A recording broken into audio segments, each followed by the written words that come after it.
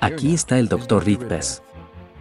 Hoy quiero terminar la historia y darles todo el tiempo para preguntas, como prometí. Y la forma en que voy a acortar el material es que voy a hacer caracterizaciones muy breves sobre las adaptaciones del marxismo en el siglo XX. De acuerdo, entonces, donde estamos es con la revolución para derrocar al capitalismo. Y Marx escribe sobre esta revolución en la cita 26b que los trabajadores destruyen las mercancías. Rompen en pedazos la maquinaria. Incendiaron fábricas. Buscan restaurar por la fuerza el estado vencido de los trabajadores. Esto no es una fiesta de té. Esta es una revolución violenta, contrariamente a la afirmación de algunos marxistas de que Marx no abogaba necesariamente por la violencia. Así que lo que hacen es levantarse y tomar el control del Estado.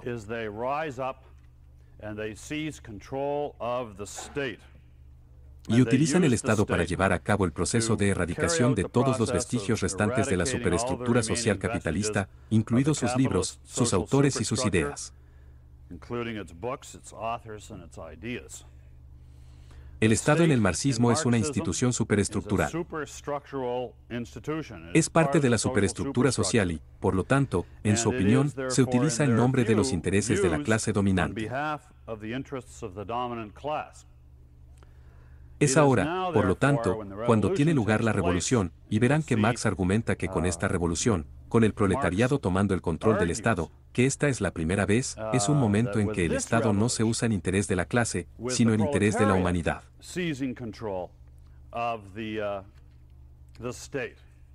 That this, for the first time, is a time when the state is used not in the interests of the class, but in the interests of humanity. Y por lo tanto se levantan en nombre de toda la humanidad. Apoderarse del Estado y, en este proceso, eliminar la base de las clases que es la propiedad privada. Eliminar la distinción propietario-no propietario, como resultado de lo cual, por lo tanto, eventualmente la base para el Estado como representante de los intereses de clase desaparece y el Estado ya no es una institución superestructural.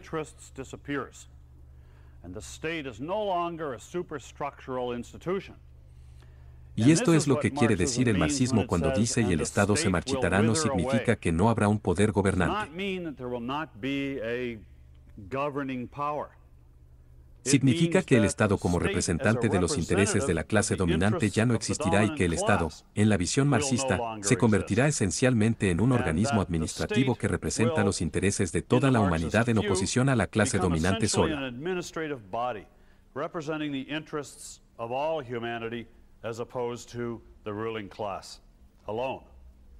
Así que tenemos aquí un retrato de una revolución en la que el proletariado, como les había explicado, en su visión de la revolución, se levanta y derriba la superestructura social y la reemplaza por una nueva en la que continúan las distinciones de clase reales.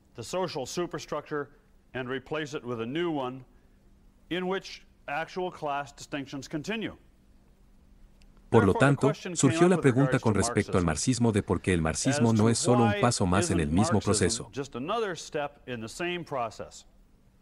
¿Por qué es que Marx y Marx pueden representar los intereses de toda la humanidad y sus escritos representan estos intereses en lugar de los intereses de una sola clase en particular, el proletariado? ¿Por qué es que cuando los trabajadores se levanten y derroquen al capitalismo, no obtendremos otro sistema en el que haya personas que tengan sus propios intereses de clase, etcétera?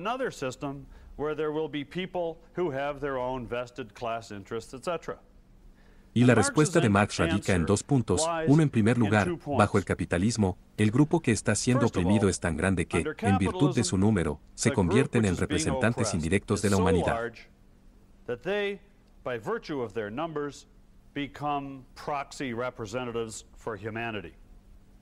Pero aún más importante, alcanzan, si se quiere, y este es el segundo punto de Marx, un nivel de sufrimiento que es tan profundo que los pone en contacto con la esencia de todo el sufrimiento humano en lugar de simplemente el sufrimiento de una naturaleza de clase particular.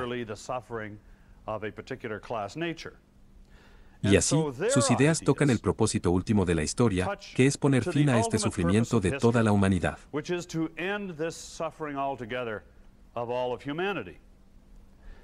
En consecuencia, Marx y Engels ofrecen sus propios puntos de vista particulares, como si te gustara la no ideología. Y por esta razón afirman que representan a la humanidad. No representan a una clase contra otra. Así que la revolución es levantarse y derrocar en nombre de toda la humanidad.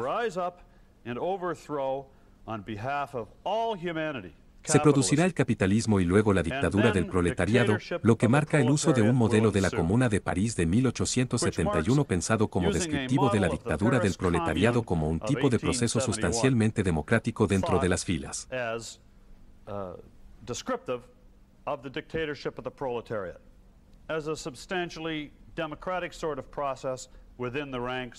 Periódicos, reuniones, discusiones, desacuerdos, votaciones sobre esto y aquello, pero dictatoriales para los que no lo tienen.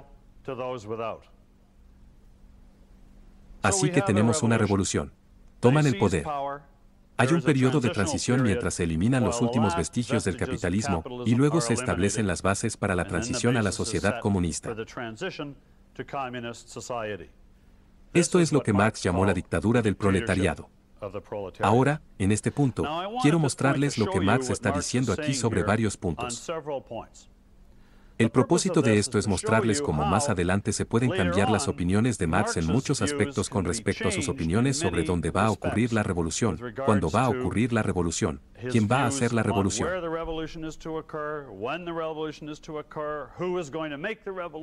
cuánto va a durar la revolución, qué alcance tendrá la revolución, etc. Quiero mostrarles aquí lo que dijo Marx para que podamos contrastar esto más adelante con lo que Lenin, Stalin, Castro, etc. Cómo adoptaron esta teoría marxista. ¿Dónde dice Marx que va a ocurrir la revolución? La revolución va a ocurrir en la mente de Marx, donde realmente existen las condiciones objetivas para la revolución. Y las condiciones objetivas para la revolución existen realmente en los países capitalistas avanzados, donde sus trabajadores han sido explotados por el capitalismo en la medida en que lo han sido. Así que va a ocurrir en el centro del mundo industrial, justo en la parte del mundo donde vivían Marx y Engels. ¿Cuándo ocurrirá la revolución? La revolución va a ocurrir en la opinión de Marx y Engels, en cualquier momento. Pensaron, como mencioné anteriormente, que las condiciones estaban maduras y que la revolución se llevaría a cabo en cualquier momento. ¿Quién va a hacer la revolución? Los trabajadores van a hacer la revolución. Las masas de trabajadores se levantarán en virtud de haber alcanzado una conciencia de clase de su situación.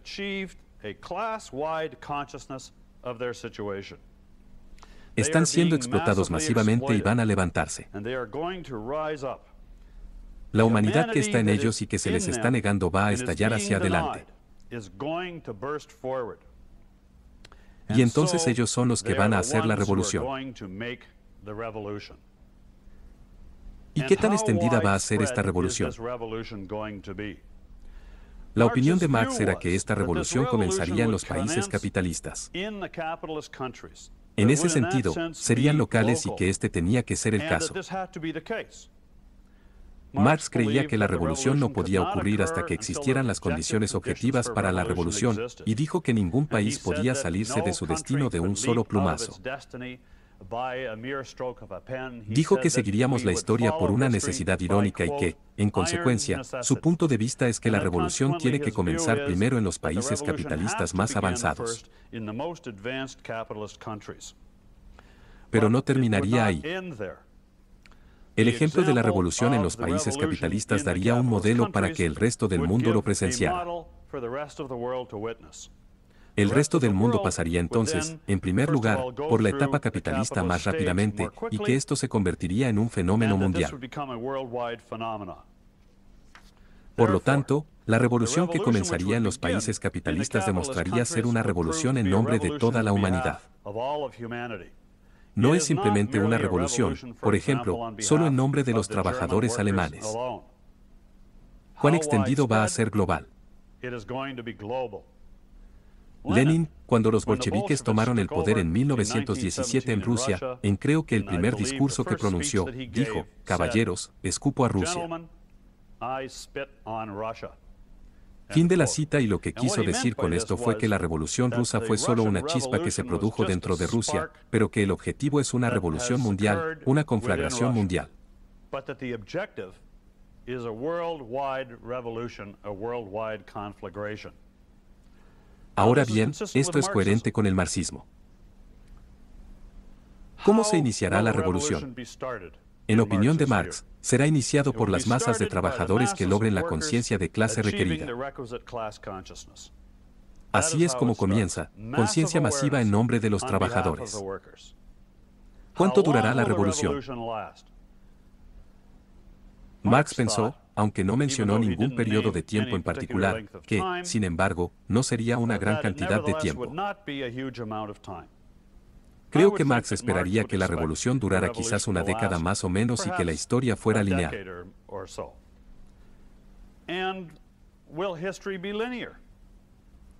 Con lo que quiero decir, Marx vio la historia de tal manera que avanzamos y alcanzamos una etapa en la que tiene lugar el siguiente paso y que, en cierto sentido, procederíamos de manera lineal hacia el comunismo y nunca retrocederíamos a una reaparición, por ejemplo, del capitalismo. La respuesta es sí, que así es como se está desarrollando la historia. Esa es, de hecho, la forma en que se desarrolla la materia misma. ¿De acuerdo? Esa es la visión de Marx. Ahora vamos a tocar las adaptaciones de esta visión en el siglo XX. El marxismo ha tenido un enorme impacto en el siglo XX.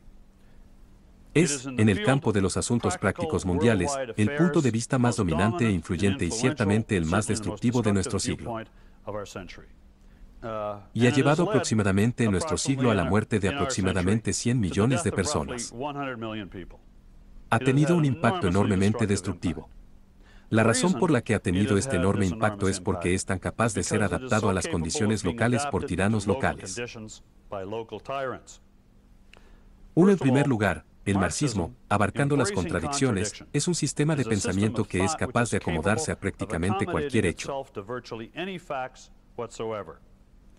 El marxismo es tremendamente flexible en su pensamiento, de modo que ningún acontecimiento es suficiente para refutarlo. Ningún acontecimiento para un marxista es imposible de incorporar al escenario marxista. Y así lo vemos con la capacidad de explicar hechos como, por ejemplo, la vitalidad continua del capitalismo década tras década tras década. Cuando Marx y Engels dijeron que el capitalismo se estaba derrumbando y que se derrumbaría totalmente en un periodo de tiempo muy corto. Ese hecho, como veremos, es fácilmente explicado por el marxismo, como lo son prácticamente todos los hechos que parecerían interponerse en el camino de la verdad de su teoría. Además de eso, por supuesto, es una racionalización perfecta para la lujuria por el poder. También es una explicación de la alienación. Si te sientes alienado en tu vida en este mundo, si sientes que estás sufriendo, estás siendo retenido de una vida significativa de alguna manera. Y si estás enojado por eso, si sientes alguna injusticia relacionada con esto, no importa de qué área de tu vida estemos hablando. El marxismo es capaz de adaptarse para explicar su sufrimiento y culpar a alguien más y darle un plan de lo que se debe hacer para poner fin a este sufrimiento.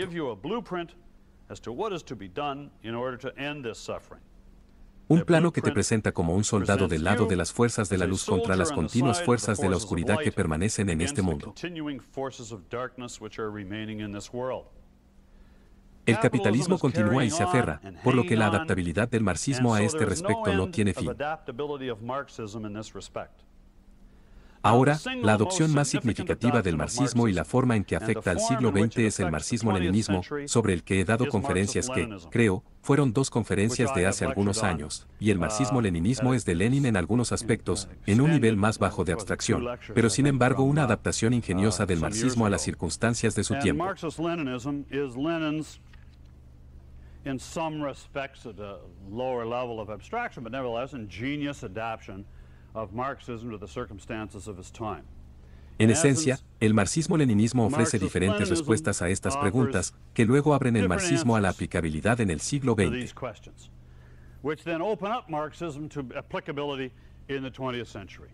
¿Dónde va a ocurrir la revolución? La esencia del marxismo-leninismo es la teoría del imperialismo. La teoría del imperialismo, en esencia, es acercarse al éxito del capitalismo cuando Marx pensó que las condiciones objetivas estarían llegando a existir y los trabajadores se darían cuenta de que estaban explotados y se levantarían y derrocarían al capitalismo. Y sucedería en los países capitalistas avanzados. Y toda la predicción de que esto sucedería dependía de la teoría del valor del trabajo y del hecho de que las oportunidades para que el capitalismo succionara más plusvalía del mundo en el que operaba estaban llegando a su fin.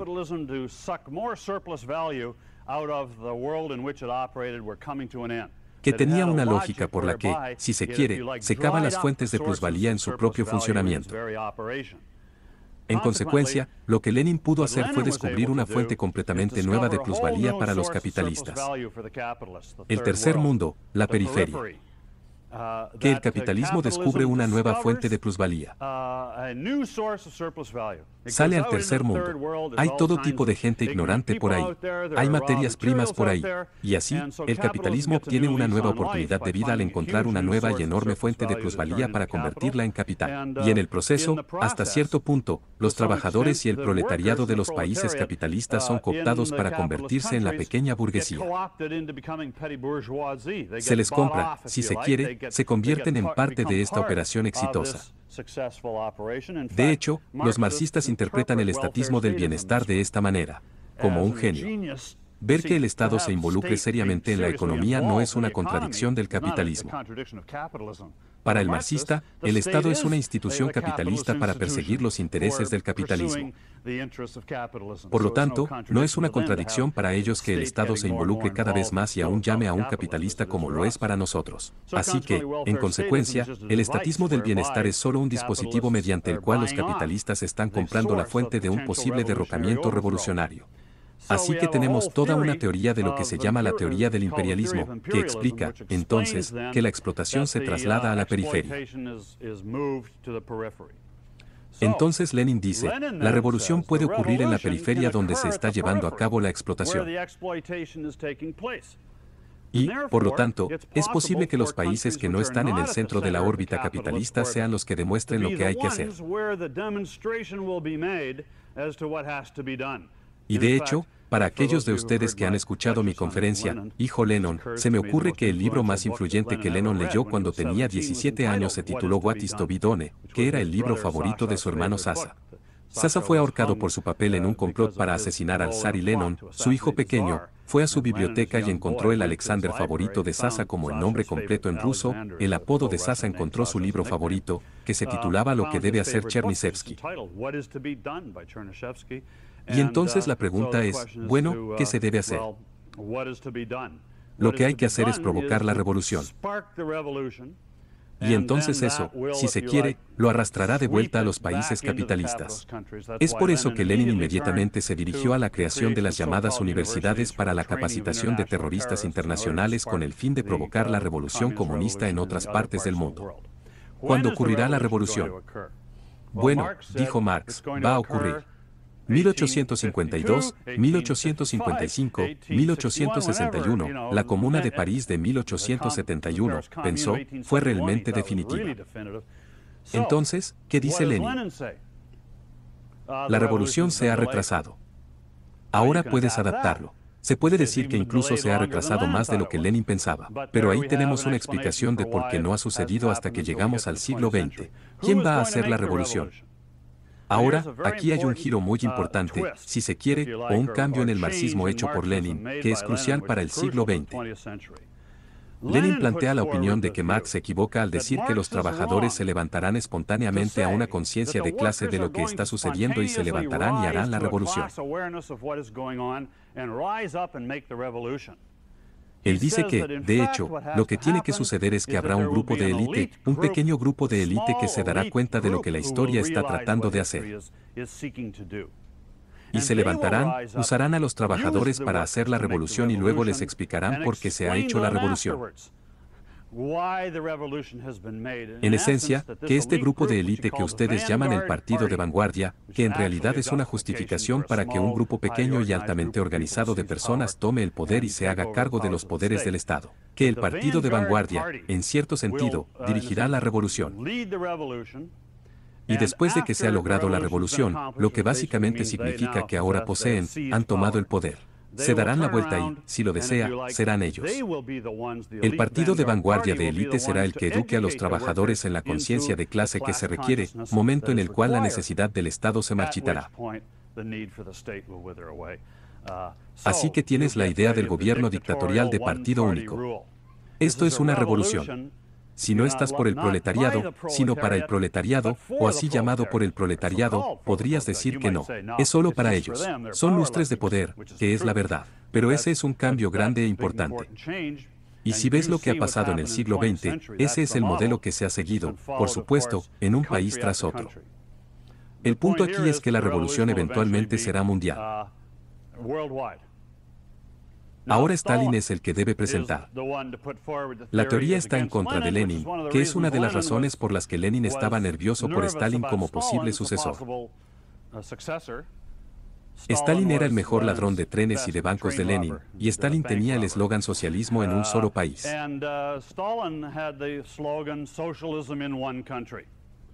En otras palabras, no tiene que ser un fenómeno mundial. Podemos centrar nuestra atención aquí. Ahora, aquí hay un tirano codicioso de poder que solo dice que tengo suficiente en mis manos para mantener mi propia situación bajo control, y por lo tanto necesito prescindir de la idea de que voy a tratar de hacer una revolución en todo el mundo, al menos no en este momento. Así que el socialismo en un país es otra adaptación de esto. ¿Cómo se iniciará la revolución? Bueno, no por un levantamiento masivo, sino por la conciencia del partido de vanguardia de élite. Y en el caso de Lenin, hay toda una historia de células revolucionarias clandestinas en la última mitad del siglo XIX de las que surgió este partido de vanguardia. ¿Cuánto durará la revolución? Marx, como dije, pensó que no tardaría tanto. Las condiciones objetivas existirían una vez que la revolución haya tenido lugar, que la transición al comunismo no sería una gran cantidad de tiempo. Bueno, ahora, si agregas la versión leninista, tenemos que enseñar a todo el proletariado que es ignorante. Y puede haber resistencias a esto más profundas de lo que esperábamos. De hecho, podría haber un largo proceso aquí por el cual la vanguardia de élite tiene que retener el control. Y dado que la dictadura sobre el proletariado continúa década tras década tras década, y la historia será lineal. Como dije, sí, es posible adaptar eso y decir que la historia no es necesariamente lineal. Y entonces tenemos que estar atentos porque lo que podría suceder es que hagamos la revolución y luego, si no tienes cuidado, retrocederemos. Y en realidad volveremos a formas más capitalistas. En consecuencia, Mao Zedong, siempre, ya sabes, ejecutando rotores capitalistas y preocupándose por esto. Si te gusta esto, hacia adelante y hacia atrás, que también es una adaptación del marxismo.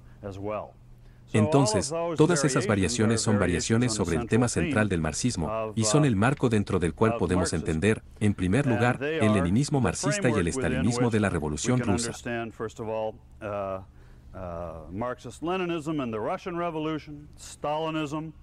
El gran conflicto de Stalin con Trotsky fue que Trotsky era un internacionalista marxista, leninista y Stalin estaba preocupado por tomar el poder y centrar su atención en Rusia. Stalin también fue una persona que planteó la teoría de que la estructura económica no necesariamente hace al Estado de la manera en que Marx dijo. Marx dijo que de la estructura económica surge la superestructura social y que el Estado es parte de eso. Y el propósito del Estado es racionalizar la estructura económica. Bueno, Stalin se dio cuenta de que no tenían una estructura económica real, seria, capitalista o productiva en Rusia. Así que propuso la teoría de que el Estado puede crear la estructura económica. Lo revirtió. Y de ahí surgen los desastres agrícolas. Todo el llamado lo que se llamó colectivización de la fuerza. Sí, esa es la fuerza de la colectivización de la agricultura, así es. Y la eliminación de la clase kulak, el terror rojo. Creo que se refería a Conquest, si no me equivoco. En el estudio de lo que sucedió en la década de 1930, que es absolutamente un desastre. Así que esa es la política de Stalin. Y, por último, Stalin fue quien dijo que, en vista de que no es el levantamiento masivo de los trabajadores y el sector agrícola lo que ha causado esta revolución, podemos encontrarnos lejos de que estén listos para apoyarnos, que podrían ser recalcitrantes y, en consecuencia, los enemigos del proletariado podrían estar en las filas de los propios proletarios. And consequently, the enemies of the proletarian might lie in the ranks of the proletarians themselves. Que podríamos tener que usar el poder del Estado sobre ellos de una manera brutal en el proceso de tratar de llevarlos a la conciencia que se requiere en cuanto a lo que estamos haciendo ahora. Con Mao Zedong, el énfasis pasa del proletariado industrial al campesinado rural. Entonces, en lugar de centrarse en el proletariado industrial que trabaja en las fábricas y adquiere cierta experiencia de su propia alienación a través de las condiciones de trabajo y el lugar de trabajo, etc., tenemos un cambio de enfoque hacia los campesinos que trabajan en el suelo. Obtienes misticismo del suelo en un sentido, que la verdad surge del suelo, y que los campesinos son los que realmente entienden la verdad. Argumenta que Mao lo hace lejos de las circunstancias materiales, dando lugar a la conciencia de que podría haber una voluntad subjetiva que resulta ser más fundamental que las circunstancias materiales.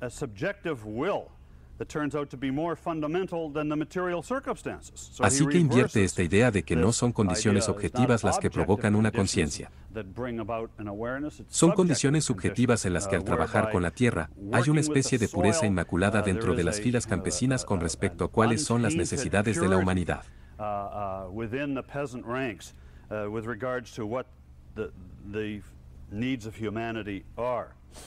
El partido Mao Zedong argumentó que ambos tenían que guiar esta voluntad subjetiva, pero también tenían que aprender de ella y guiarse por ella.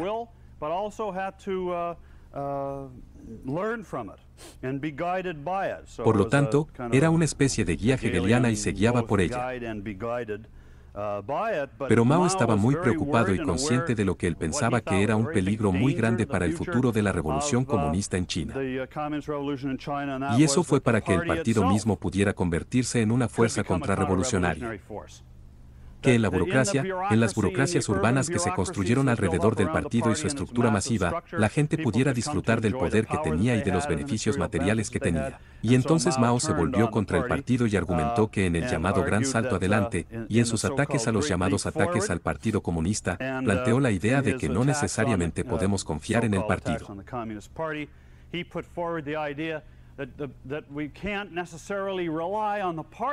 Que lo que necesitamos es un líder carismático como él, que pueda identificarse con los campesinos y vigilar al partido porque él mismo podría convertirse en una fuerza contrarrevolucionaria. Su gran salto adelante, como se le llamó, se inspiró en Stalin, y la comunización de la agricultura tuvo lugar en China con los mismos resultados desastrosos. Y luego Mao culpó del fracaso de este gran salto adelante a la burocracia urbana privilegiada. Y hubo en 1966, la gran revolución proletaria como se la llamó, donde la juventud campesina presumiblemente incorrupta, los guardias rojos, fueron traídos para identificar cuáles eran las fuentes del mal.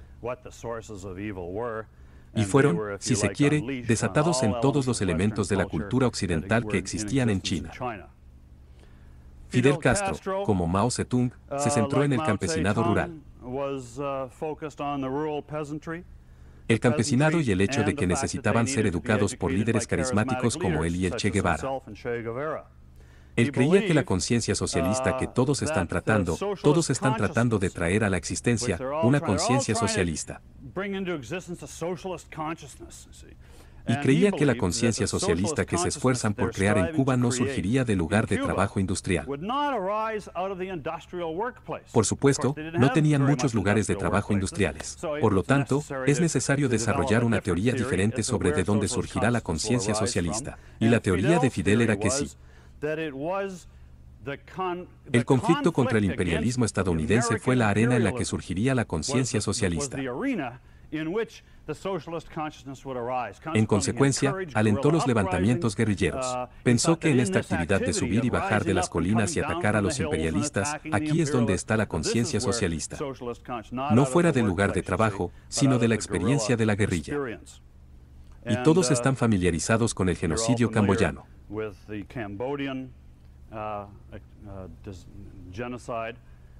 Los líderes de eso estudiaron en París. Y todos somos capaces de citar de un plumazo a Marx, Lenin y Rousseau. Marx, Lenin, and Rousseau. Y volvieron en esa versión particular de la necesidad de eliminar los vestigios del pasado para crear el futuro.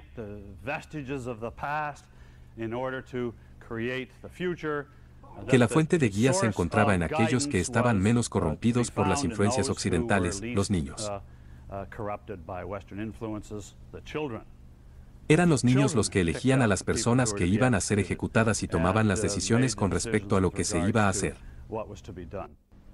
Tenemos todas estas variedades. Continúa en el comunismo tribal africano, en los países de América Central y del Sur, e incluso el cristianismo está adoptando una interpretación marxista de lo que es la lucha y donde se encuentra la fuerza revolucionaria. Entonces, de hecho, solo para terminar este punto con respecto al marxismo en el siglo XX, lo que está sucediendo en Occidente con el marxismo ahora es bastante interesante. Algunas personas han estado diciendo durante algunas décadas, ¿es el marxismo una fantasía?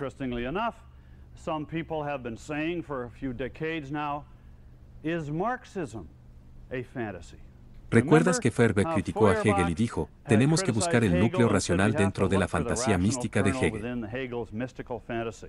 Y Feuerbach pensaba que la clave era psicológica. Teníamos que amar a todos y que Hegel tenía esta fantasía cósmica mística y religiosa en la que había un núcleo de verdad.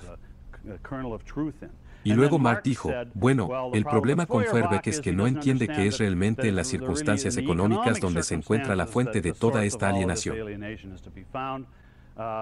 Así que ahora la gente ha dicho, bueno, ¿es el marxismo una fantasía de algún tipo? Y podemos usar el marxismo para encontrar realmente cuáles son los verdaderos factores alienantes en la vida y qué es lo que realmente tiene que ser derrocado para que podamos lograr nuestro sentido de nuestra humanidad completa y que no es la economía el problema.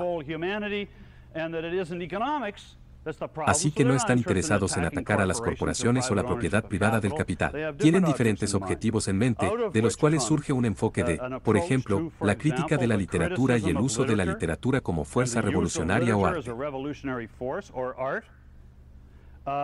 El budismo en Occidente se interpreta de esta manera, sexualidad, que el problema es el de la lucha por la propia identidad sexual y que hay quienes en cierto sentido te están frenando de eso o de la raza.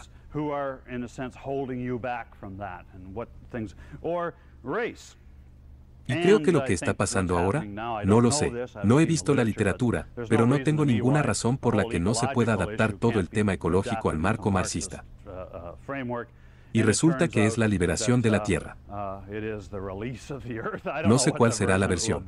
Es una cosa tremendamente adaptable.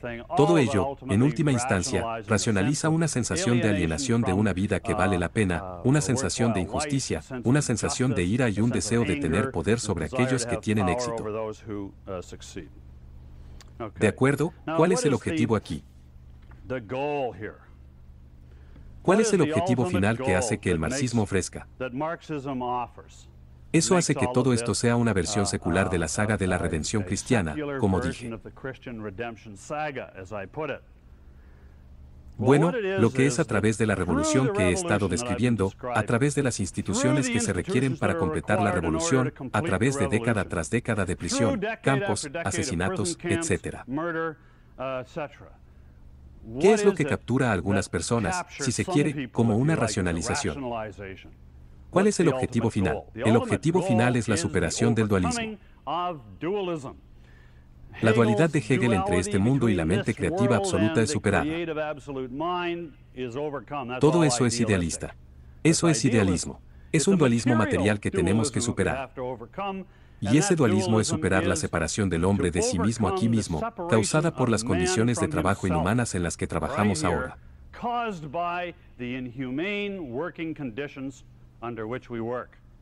Inhumano aquí no significa necesariamente enormes y largas horas de trabajo encadenadas a las máquinas. Inhumano aquí significa otra cosa. Significa ser puesto en una posición en la que no puedes participar en el tipo de trabajo productivo que tu humanidad quiere que hagas. Así que quiero cubrir el fin de la alienación como el objetivo final en juego. El propósito de todo esto es que eventualmente llegaremos a una reunificación de nuestras vidas con nuestra esencia, si lo desea.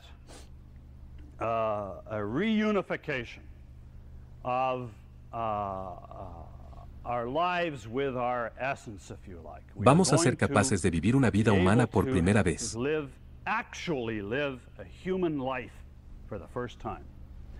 De modo que, al igual que en el cristianismo estamos tratando de reunirnos con Dios, o en Rousseau, alcanzamos una etapa más alta cuando nos unimos a la voluntad general, o en Kant cuando alcanzamos el nivel nominal.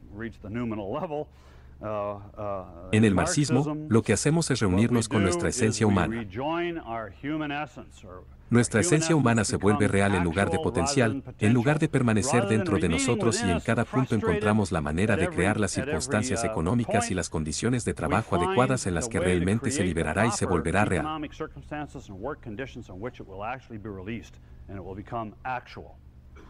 El hombre para los marxistas no es fundamentalmente una entidad, sino un proceso que se remonta a la metafísica de la que hablé en la primera conferencia. Y este proceso se entiende en términos de que el hombre es un lugar donde hay necesidades y poderes. Las necesidades están en los poderes. Las necesidades se sienten como presión, si quieres. Y los poderes son lo que tenemos que nos permite satisfacer nuestras necesidades. Podemos trabajar, podemos actuar, podemos pensar.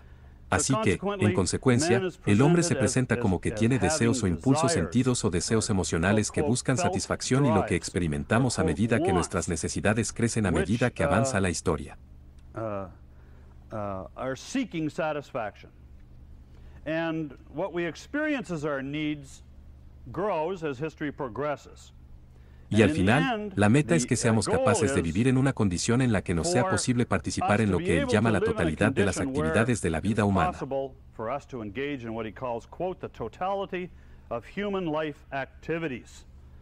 Participar en la totalidad de las actividades de la vida humana, lo que significa hacer todo lo que quieras hacer. Y nos referimos aquí al enfoque en la actividad productiva.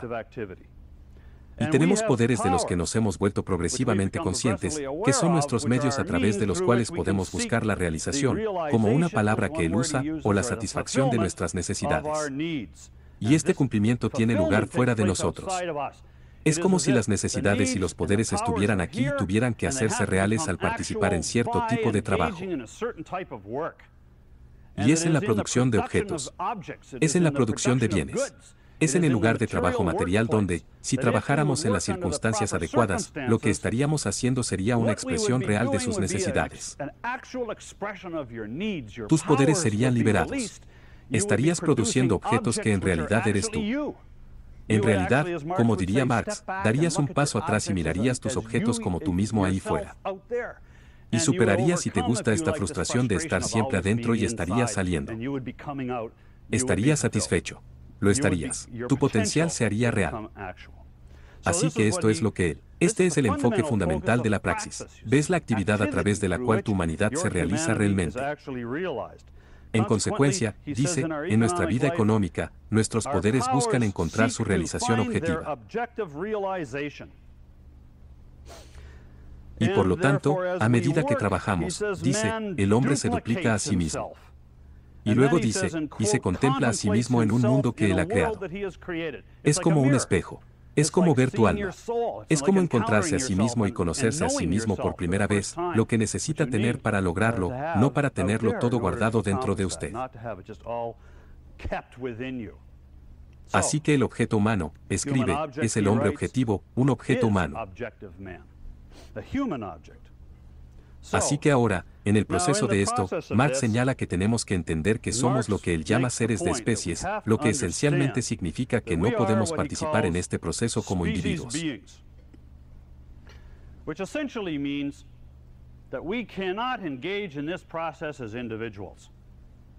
Que tenemos que ver que es en todas nuestras interacciones económicas, colectivas y cooperativas donde se hacen posibles las posibilidades de participar en este tipo de trabajo. Y, en consecuencia, solo cuando todos logremos esto juntos, cualquiera de nosotros lo logrará. Así que tenemos que atacar la idea del individuo atómico. Y tengo muchas citas aquí para mostrarles cómo Marx ataca la idea del individuo atómico como una mera abstracción y algo por lo que no deberíamos entusiasmarnos demasiado. Critica y se burla de esta noción, hablando de hombres que intentan magnificarse al tamaño de un átomo. magnify themselves into the size of an atom. Mientras que esa es una era en la que tenemos que vernos a nosotros mismos como miembros de la humanidad, que todos somos parte del grupo y que así es como tenemos que actuar, si se quiere, si vamos a lograr nuestra propia humanidad. 36ª, dice que ser humano requiere entender que mi propia existencia es actividad social y por lo tanto lo que hago de mí mismo, lo hago de mí mismo para la sociedad y 36b la sociedad y el individuo son lo mismo. For society. And 36b, society and the individual are the same. Debemos tratar a la especie como nuestro propio ser esencial, tal como diría Hegel, si quieres entenderlo, el absoluto es tu propio ser esencial. If you would understand it, the absolute is your own essential being. Entonces, lo que le ha sucedido al hombre es que el hombre ha tenido que trabajar en condiciones en las que su trabajo no es elegido espontáneamente por él mismo.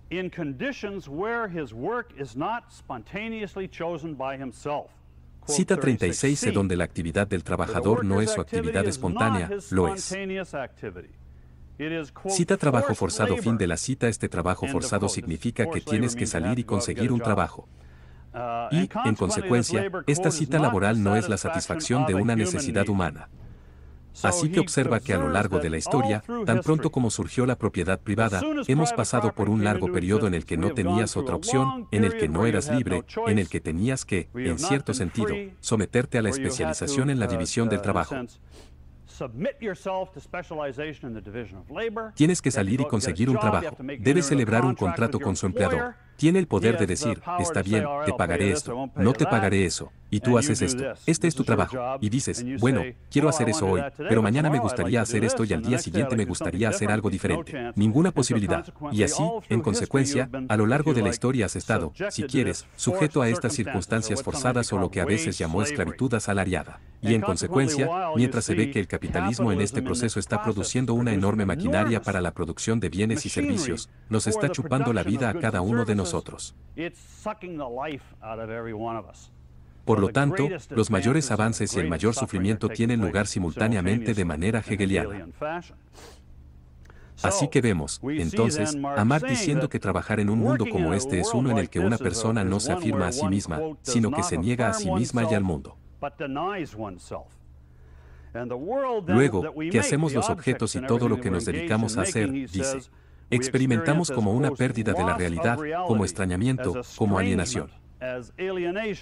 Fin de la cita y por lo tanto, dice, estamos condenados, mientras la propiedad privada y la división del trabajo continúen. El hombre, dijo, está condenado a no ser un ser que sufre. Entonces, ¿qué debería ser el hombre? El hombre debe ser un ser unido, unido con su esencia. Su esencia debe volverse real. La alienación debería terminar. Debería reencontrarse con su esencia. Deberíamos verlo en el sentido de Marx. Cita 37, el objetivo es citar la riqueza objetivamente desplegada del ser esencial del hombre. Y él dice, creo que esto realmente captura mucho. Cita, el propósito del trabajo no es la producción de cosas, sino la producción del hombre. Es poético cuánto tiempo pensaste que estabas haciendo, ya sabes, objetos, automóviles, refrigeradores. Sea cual sea tu área de trabajo, resulta que te estás haciendo a ti mismo. O deberías estarlo. Así que tenemos que encontrar, y estas citas capturan esto, la forma de organización económica en la que el desarrollo de la energía humana es un fin en sí mismo, o en la que la creación del hombre se hace posible. Estamos apuntando a un arreglo que traerá la emancipación completa de la humanidad.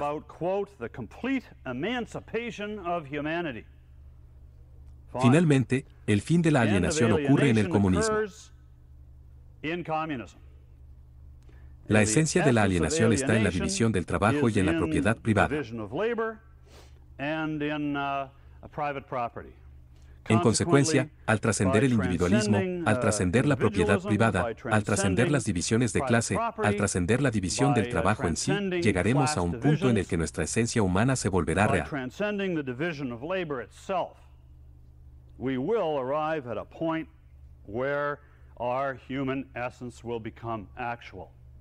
Y cuando esto suceda, 43 se producirá un desarrollo ininterrumpido y cada vez más rápido de las fuerzas productivas, un crecimiento prácticamente ilimitado de la producción.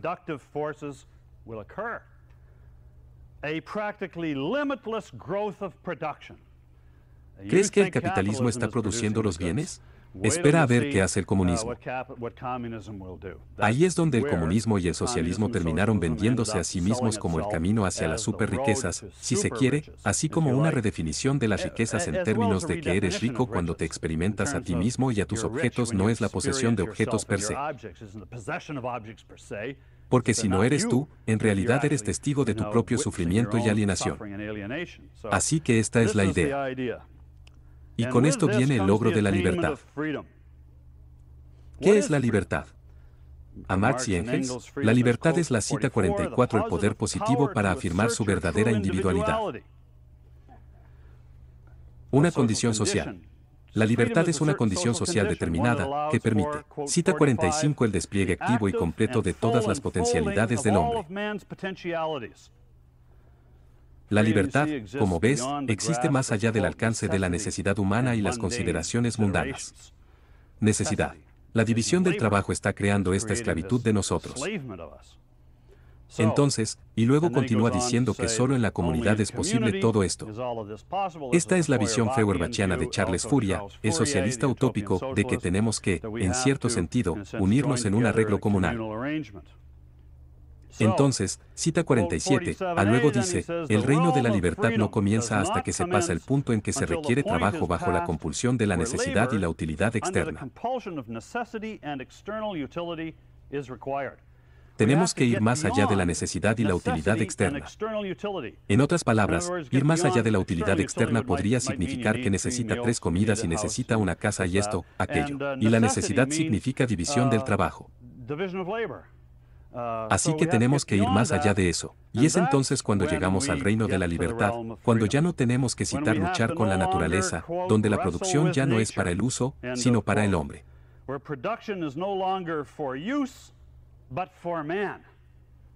Así que ya no estamos produciendo para usar. Puedes ver lo importante que es el capitalismo para llevarnos a esta etapa y luego, cita 47, b, se produce un gran salto adelante en el desarrollo humano. El gran punto nodal, como veis, está alcanzado. El potencial es ahora capaz de hacerse real. El hombre se separa finalmente del mundo animal y entra en condiciones que son realmente humanas. Es el salto de la humanidad del reino de la necesidad al reino de la libertad. Fin de la cita y él dice, cite la riqueza objetivamente desplegada del ser esencial del hombre como una maldición. Se produce la humanización del ser humano y vemos la aparición de individuos desarrollados universalmente.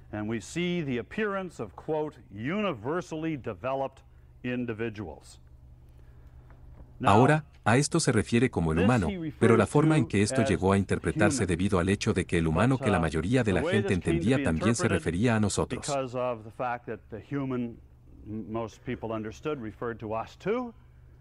Entonces, este es el nuevo humano. Este es el hombre nuevo, ya ves. Y si miras lo que están tratando de hacer en Camboya o lo que están tratando de hacer en la China comunista, están tratando de crear al nuevo hombre.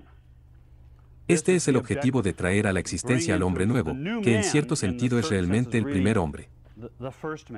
Este es realmente el primer ser humano que vive en la escala humana por primera vez.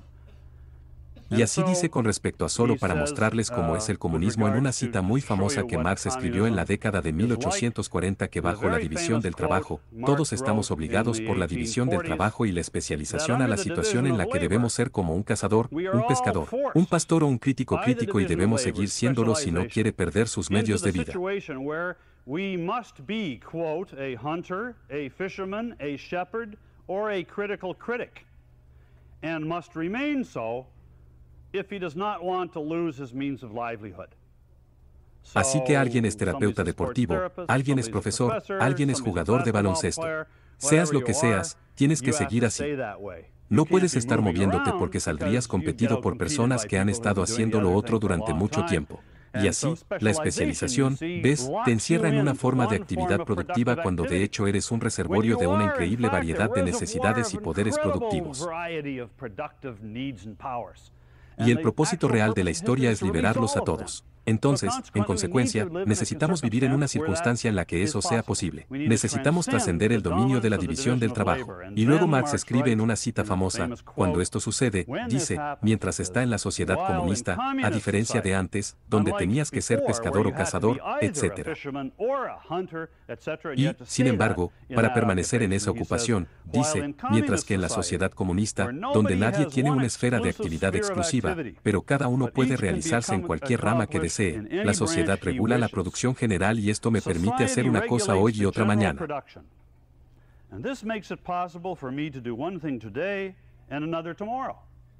Cazar por la mañana, pescar por la tarde, criar ganado por la noche, criticar después de la cena. Como dijo una vez George Walsh, hazte una operación cerebral si, ya sabes, si te apetece. Y luego, lo que creo que son las palabras clave aquí, así como tengo una mente, lo que quieras, eres libre.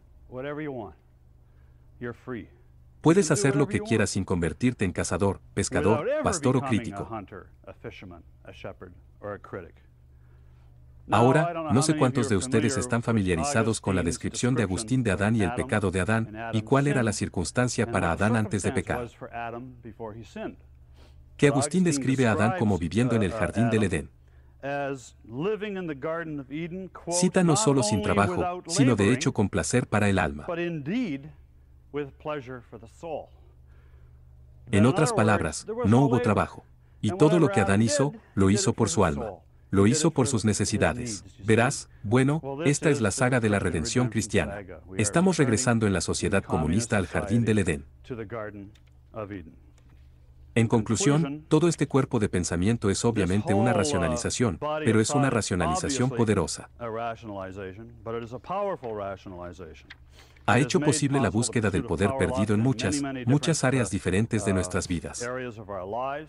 Se ha mantenido persuasivo porque creo, en realidad, que es una combinación de una racionalización de la lujuria por el poder y una filosofía que está en el nivel adecuado de abstracción para una cultura que ha caído a este nivel. La academia ha caído a nivel en el que esta es una justificación poderosa y un marco suficientemente abstracto dentro del cual trabaja. Y es, como digo, en sí misma, inmune a la falsificación. No está muerto, como dije al principio. Es un cáncer intelectual que vive en nuestras universidades y tiene el potencial de desencadenarse de diversas formas en toda la cultura.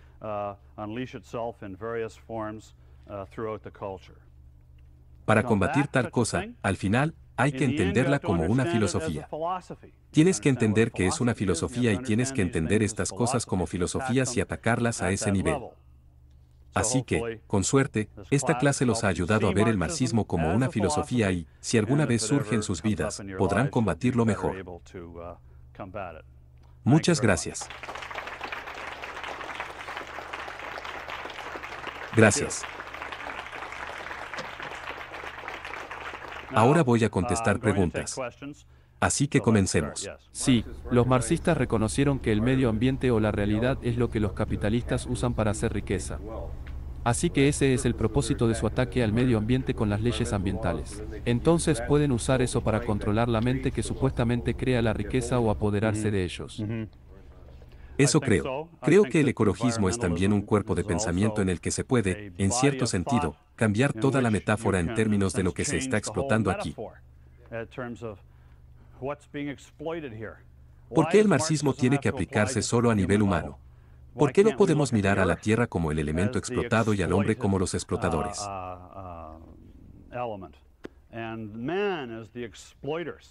Y la necesidad de que algún grupo se levante en defensa de los explotados y controle a los explotadores. Las leyes del medio ambiente, en realidad, controlan la mente y el pensamiento. Justicia. Sí, dijiste que incluso el cristianismo se está volviendo marxista.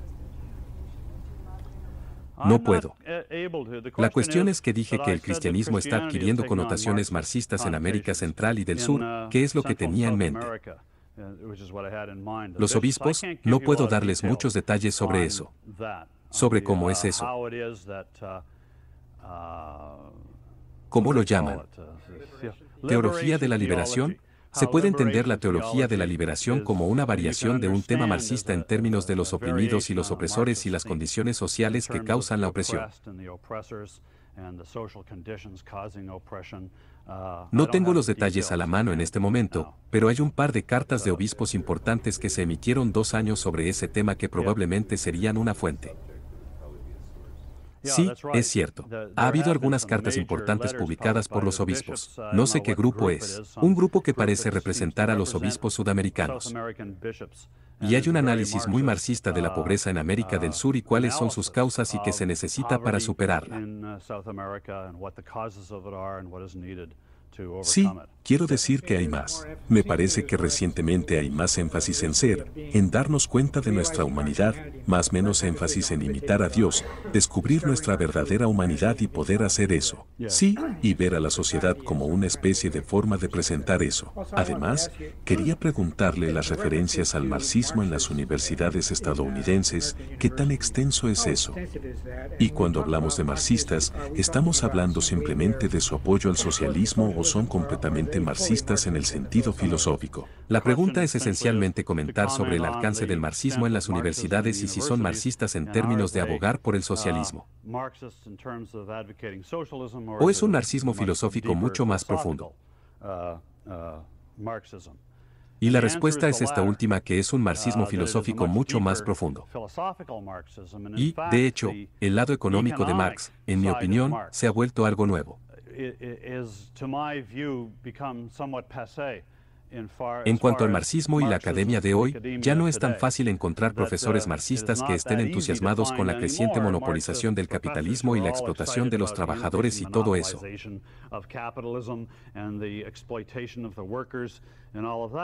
Creo que todo se debió a Marx. En realidad, como dije, pensé que su análisis de la economía era solo su intento de aplicar su teoría general a su propio mundo.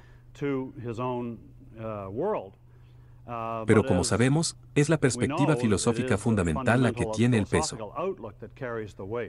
Y en las universidades de hoy, creo que en las humanidades y las ciencias sociales el marxismo es la ideología reinante en todas las diversas áreas que mencioné. ¿Estarías de acuerdo con eso? Ed, hablabas de la desintegración de la universidad. Sí, pero muchos de nosotros implícitamente sí. Mucha gente cita cosas marxistas sin siquiera saber de dónde vienen. Sí, así que lo que ha pasado es cuanto el subconsciente de todo el mundo. Sí, lo que ha pasado es que el marxismo es una influencia mucho más filosófica. Y es, si se quiere, como si simplemente impregnara la mentalidad de la academia hasta el punto en que toda su visión de la historia y las ideas y el conflicto y el antagonismo de clases. Todo esto es algo automatizado. Y que el capitalismo es el enemigo y el Estado la solución. Así que hay un marxismo explícito de naturaleza filosófica, creo, en la fuente de muchas de las tendencias actuales en la academia, y es, en mi opinión, el tipo de ideología reinante.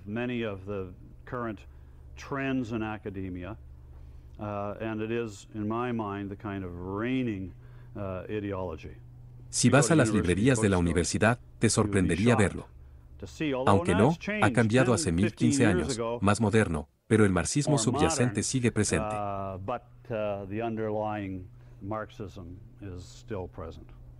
Sí, esta idea de alienación parece estar en la base de gran parte de la filosofía. ¿Llamarías a eso el punto de partida arbitrario del marxismo? ¿O es una racionalización adicional o algo más? Bueno, si tratara de entrar en el alma de marxista o de Marx y preguntar qué hay en el corazón de todo esto, ciertamente sería psicológico, y creo que es una combinación de un sentido de tener una vida importante luchando por las fuerzas de la luz contra las fuerzas de la oscuridad, combinado con un sentido de ira, y que es un encubrimiento de la ansiedad con respecto a las habilidades de uno para vivir en el mundo. Having an important life by fighting for the forces of light against the forces of darkness, combined with a sense of anger, and which is a cover-up for anxiety with regards to one's abilities to live in the world. Y entonces creo que es esencialmente una cosa psicológica, y ese sentido de alienación, creo, es realmente central. Encontré que ese tipo de marco psicológico era fundamental para Nietzsche, por ejemplo, para Kant. Cuando estudio a las personas y no me gusta entrar en pensadores psicoanalíticos, pero es el caso de que muchas mentes ingeniosas han sido capaces de crear sistemas intelectuales de pensamiento enormemente complejos en torno a lo que, en última instancia, es una especie de premisa psicológicamente convincente.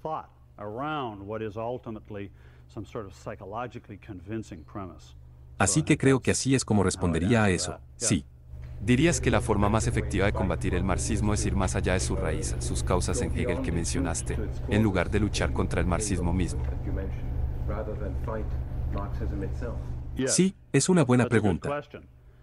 La forma más eficaz que se me ocurre para luchar contra el marxismo es luchar contra Kant. Porque si lo miraras, podrías ver lo que Kant ha hecho.